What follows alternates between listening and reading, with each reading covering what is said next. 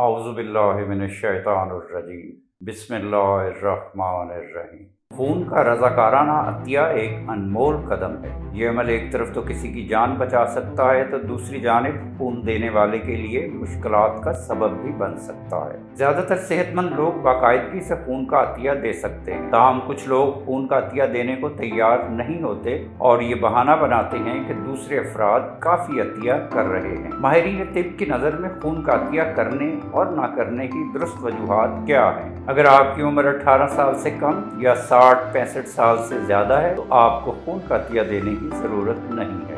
اگر آپ کے جسم کا وزن 50 کلو سے کم ہے تو پھر بھی آپ کو خون کا عطیہ دینے کی ضرورت نہیں ہے۔ تاہم اگر آپ کا بلڈ پریشر 90 سے زیادہ اور 180 سے کم ہو تو خون کا عطیہ کیا جا سکتا ہے۔ لیکن اگر آپ کسی انفیکشن میں مبتلا ہیں، مثال کے طور پر سانس کی نالی میں انفیکشن، اگر آپ کسی معمولی طریقہ کار کے لیے ڈینٹسٹ کے پاس گئے ہیں تو آپ کو خون کا عطیہ کرنے سے پہلے 24 گھنٹے انتظار کرنا چاہیے۔ اگر آپ کی ہیموگلوبن کی سطح کم ہے تو آپ خون کا عطیہ نہیں کر سکتے۔ شوگر کے مرض میں مبتلا افراد جو کسی بھی قسم کی انسولین لیتے ہیں اس وقت تک عطیہ کرنے کے اہل ہیں جب تک ان کی شوگر اچھی طرح سے کنٹرول میں ہو۔